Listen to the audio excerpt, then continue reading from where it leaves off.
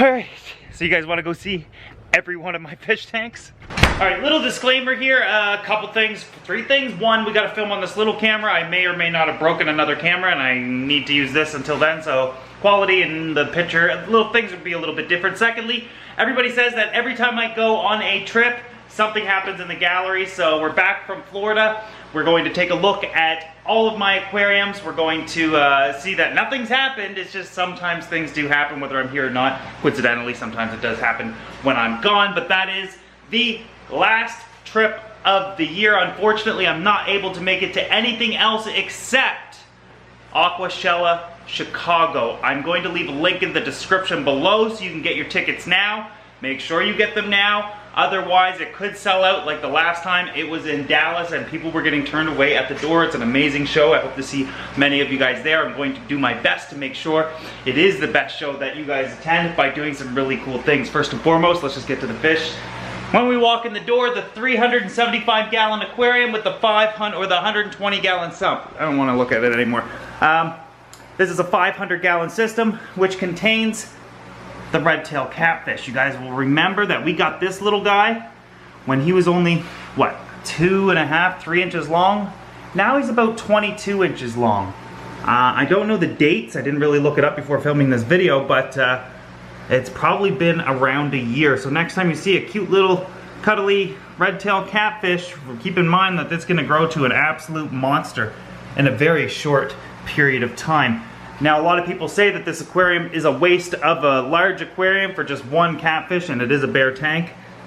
But I think he serves a larger purpose in showing exactly what you might be getting yourself into. We'll keep him for a little while longer before we repurpose this aquarium and turn it into something absolutely stunning. Let's move in to the actual gallery and take a look at the tanks. First one up is this Lake Tanganyikan tank with the lemon cichlids, also the Lelilupi, and of course the little Ocellatus. This is going to be difficult to focus on these little guys.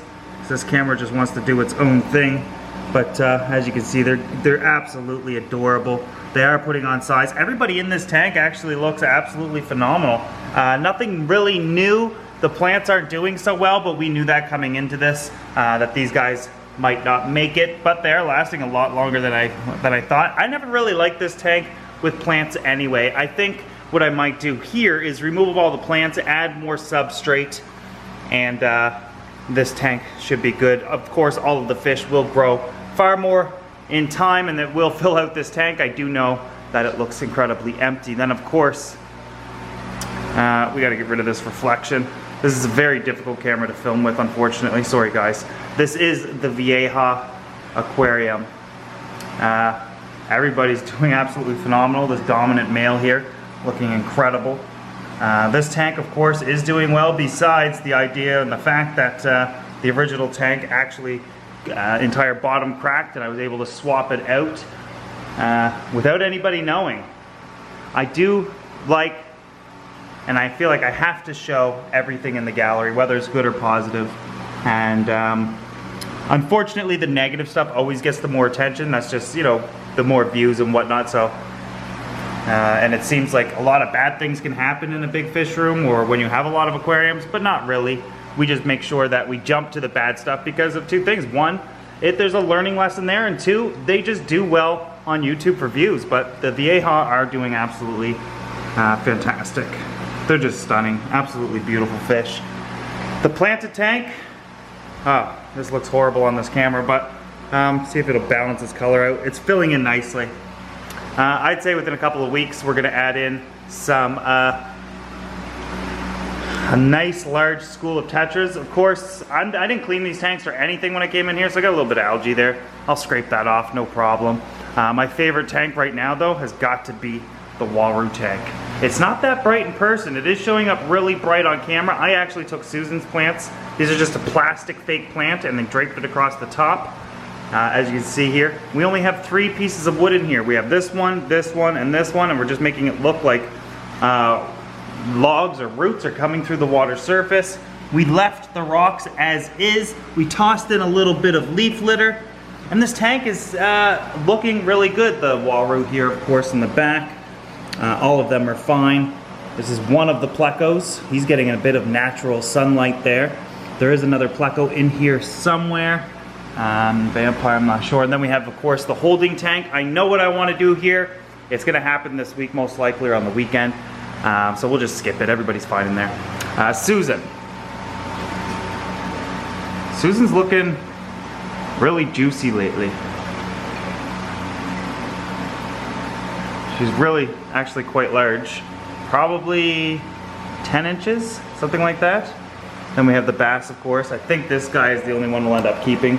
Can't have all of these bass. And then the bichir. So everybody, like I'm saying here, is absolutely fine. And this is another Lake Tangayikan aquarium with the gold head compersaps right here.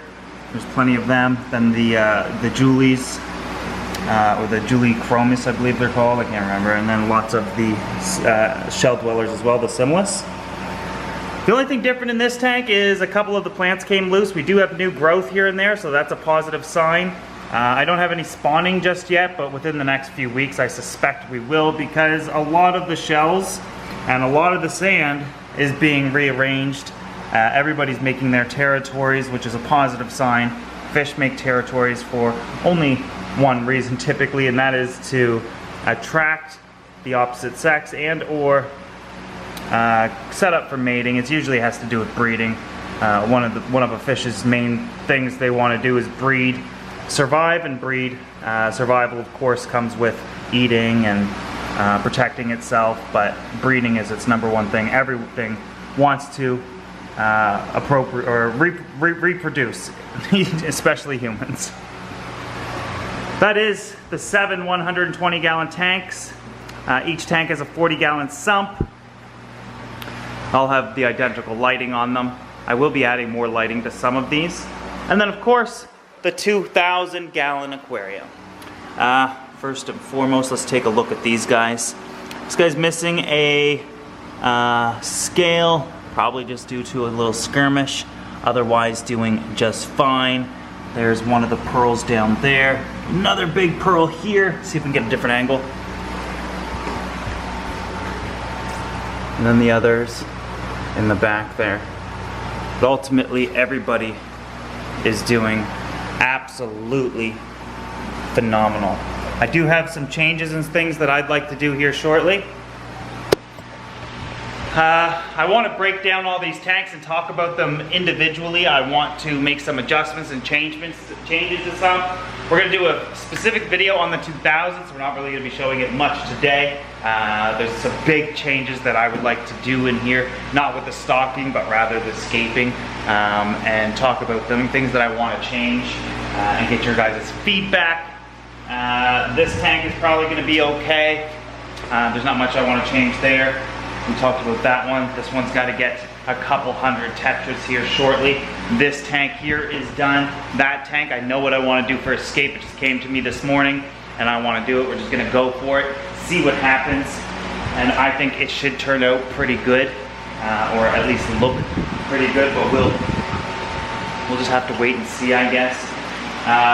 Susan, I've got plans for these guys here shortly. The catfish. There's a lot of things that I want to adjust and make changes to, of course, but I know that many of you guys are going to come along for that ride as well. When I was in Florida, I was able to do some pretty incredible things in person that I'm going to be bringing you guys that video here shortly. So I hope you guys stay tuned for that, because I think you're definitely going to enjoy it. How about another peek at the 2000? I just don't like this camera on this tank. I can't adjust the lighting or the ISO or anything on this camera. It's just like a point and shoot type of deal, but this tank, wait for the other guy to come by. Yeah, these guys are just looking a little bit washed out, but ultimately still looking good right down here. A couple more over here.